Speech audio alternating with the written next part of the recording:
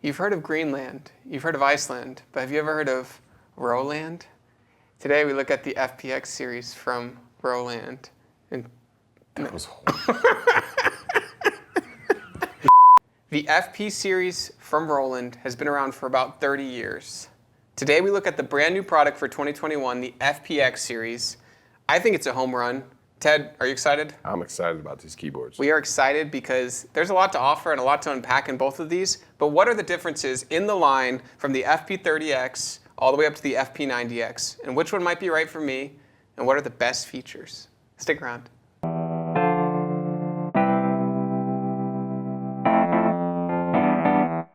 Hi, this is Ted with Alamo Music Center in beautiful downtown San Antonio, Texas. And I'm Patrick Marr. You can find us online at alamomusic.com. If you haven't already, please subscribe to our YouTube channels, check out our other videos, sign up for notifications, like our videos, leave us comments. We really appreciate the support and we love to interact with you guys. Well, Ted, here it is, the FP-X line. I'm excited because this is an anticipated release of a major product brand. In the series, the FP series has been around for 30 years. It's not something that's, it's an established series. Piano line. Yeah, piano line. And people know it for its quality. They know it for the great piano sounds. They know it for a great feel. This is, when we've done videos of our top 5 favorite keyboards in certain price range, Roland always is there because they're known for having great piano sounds. Good products. And that does not stop with the FP-X. If anything, it increases here with product offerings and really kind of brings us something completely new here with the FP-X 90. But also in the 30, you get features that were, traditionally on the 90 model has trickled down, and you get in the 30, the FP-30, you have a great piano sound with that super natural piano sample. And so the whole philosophy behind Roland's piano sampling, or modeling as they like to call it, is that they don't rely heavily on samples. So if you look at other manufacturers that play in this arena, that play in this price range, ones that come to mind are piano manufacturers. They're Yamaha, Kawai, and they make incredible instruments. Acoustics that they put in there. And what they like to do is say, hey, we've spent a lot of money and time making these acoustics. How do we get that acoustic sound in our digital? But Roland doesn't have an acoustic instrument. They don't have an acoustic piano that says Roland on it. What they do have is really high-powered sound system, sound sampling, and they've been known for this for many years. There was what Roland is famous for is their synthesizers. Right. And if you look back at history and you say, well, sound synthesis, what's the idea behind that? And it's really modeling a whole new thing with a sound source. And so what you have on the Roland the Supernatural engine on this is it starts with a piano sample, but actually everything after that initial sample is all modeling. So the sustain on it, the other notes being pressed around it, whatever's happening is actually an algorithm that's being triggered because of the way you're playing it.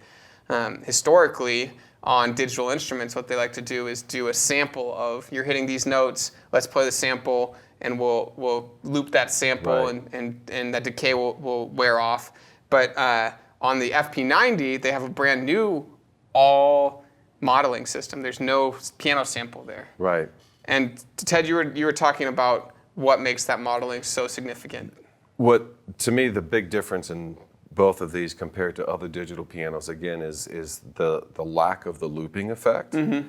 And the natural decay that you get from the low treble to the bass section. That decay is almost exactly like it is on a grand piano. I'm sure they put in the parameters exactly like it would be on a grand piano, but you don't hear any of that looping. It's just solid, straight sound like it is on a piano. Mm-hmm. And it's kind of strange when you're playing.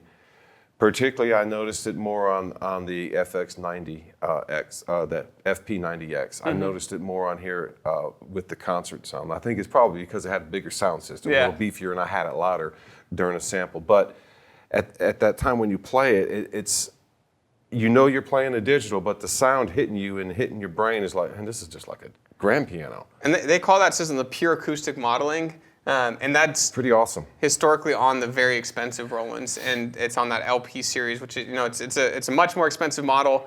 This is about half the price of any of the LP offerings that have that pure acoustic modeling.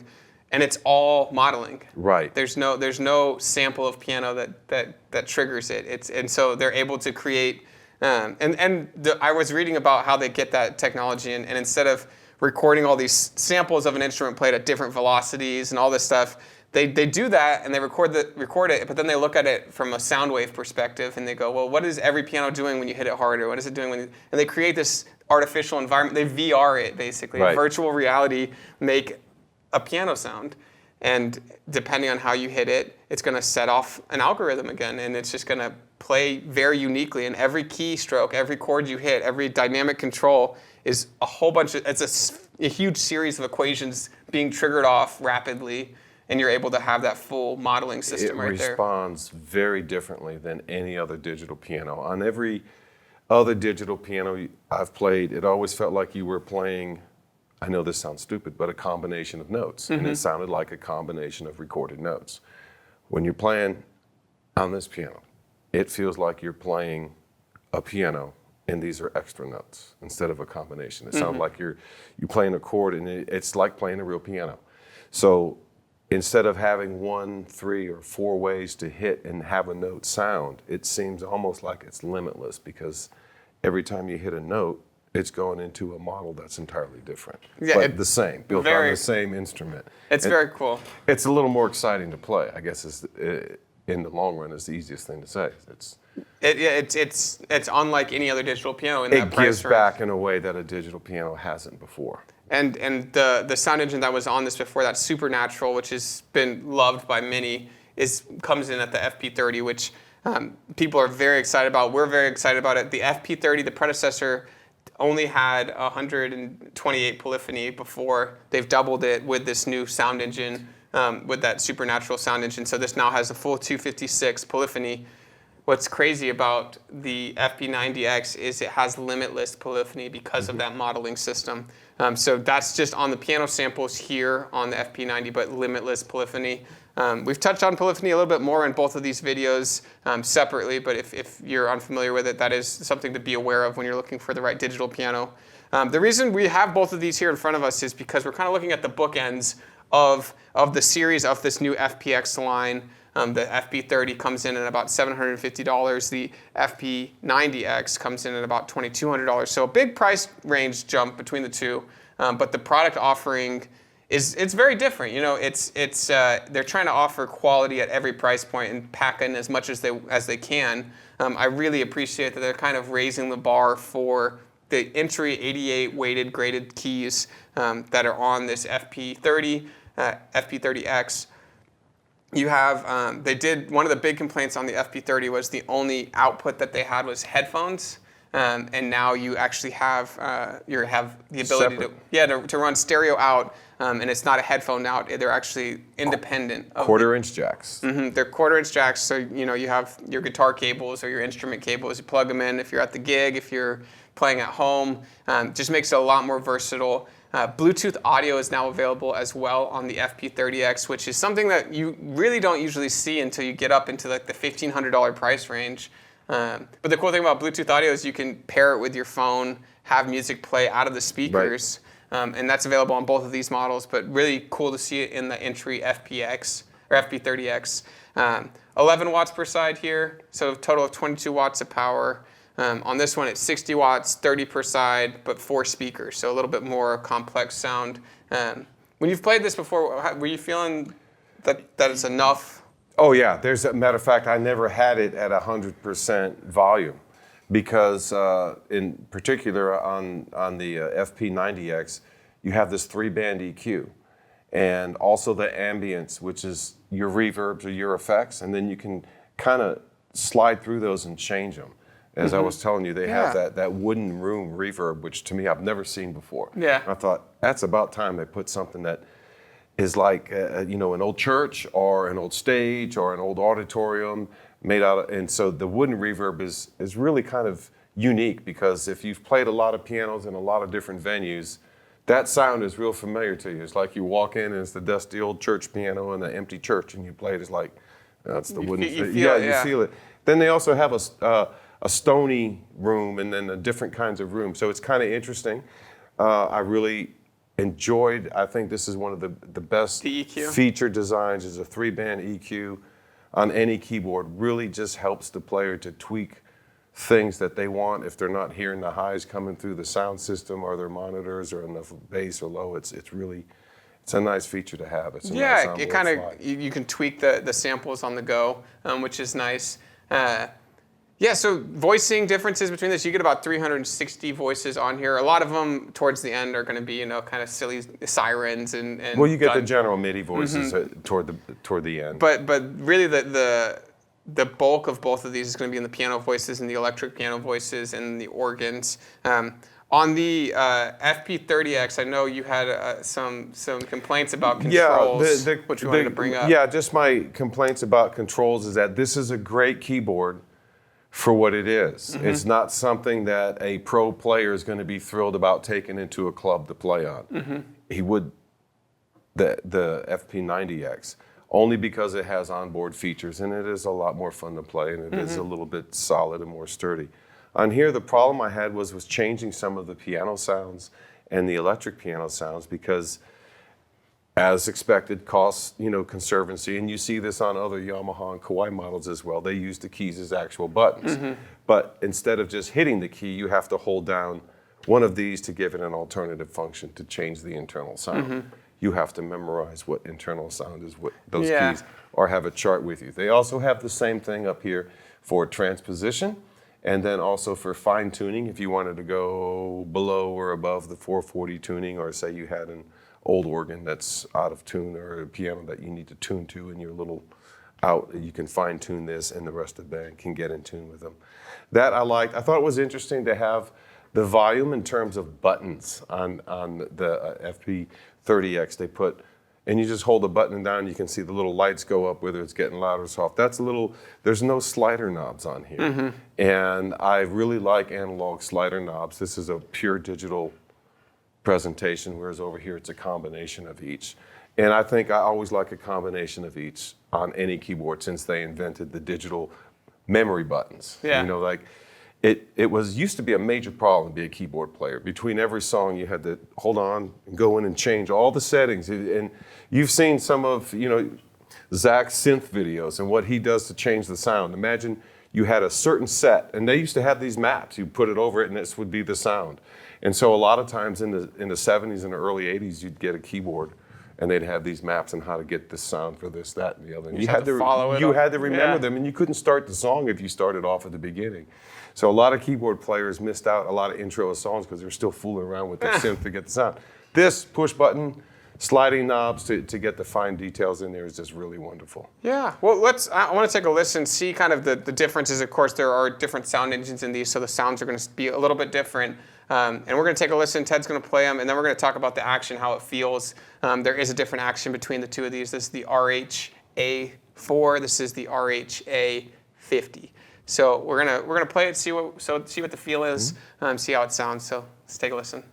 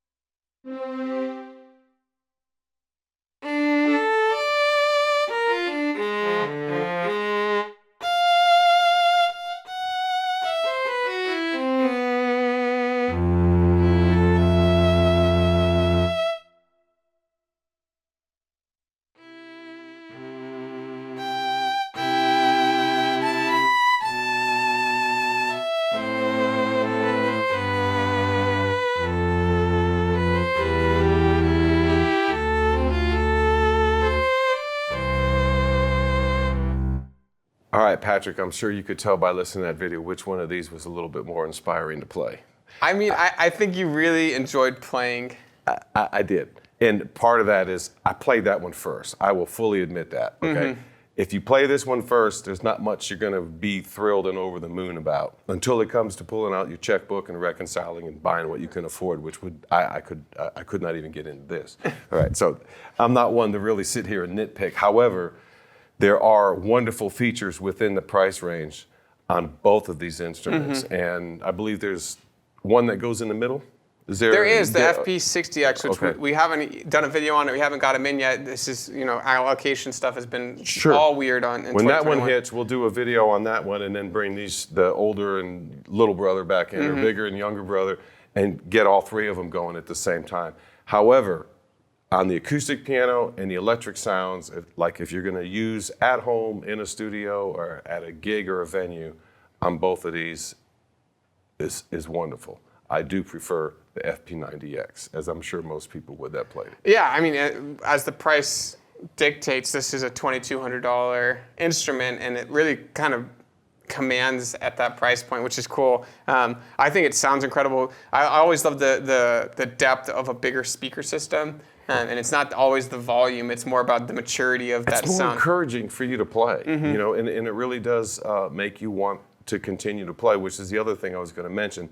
If you're new to digital pianos and you've never had a digital piano, either one of these will be fine. If you've had a digital piano and you're looking for something different or an upgrade, you're going to really enjoy playing the FP-90X. Not that there won't be as much enjoyment in here, but a digital piano owner is going to want the new, latest, greatest thing that's in the keyboard, and this is the one that has, to me, the new, latest, greatest digital piano that you can pick up.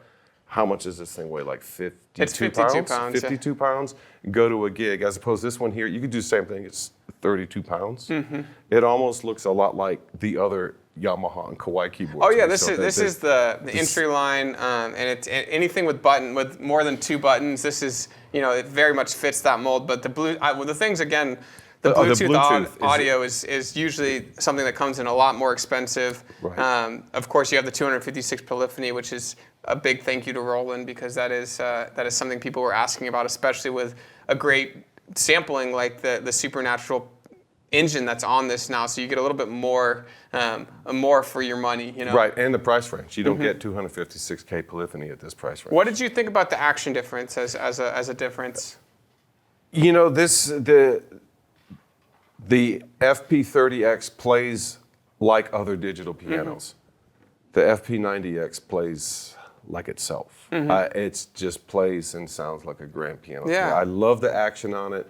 It does have, I don't know if it's a real wooden working action inside there. I'm sure it's got Roland type action. So yeah, escapement, but it does have wooden keys on it. Wooden keys. They call it like a hybrid action, even though I would probably categorize it more as a really nice digital piano, like the P515 action. Hey, lately, I mean, the piano actions that I like are on, the new $100,000 concert pianos that are coming in these high-end digital pianos. And you find out that they have a special action. I like playing those. I have the checkbook of owning a paper keyboard.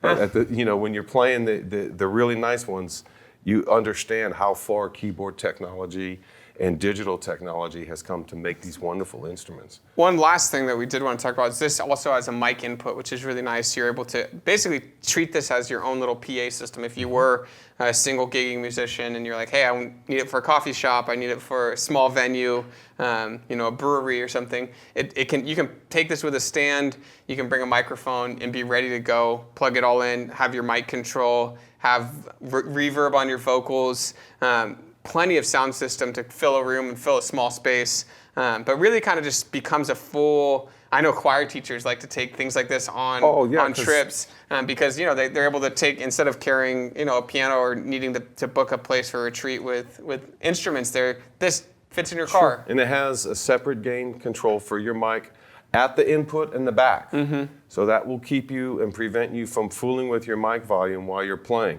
Once you get your mic volume set, the master volume controls both the piano and the mic as they're mixed, so you can get louder or softer in different songs and not have to worry about your individual mic volume. Yeah, and so Great instrument releases from Roland. Again, the FP-X series. This is the FP-30X. This is the FP-90X. Both incredible instruments, especially at the price point. About $750 for this, about $2,200 for the FP-90X.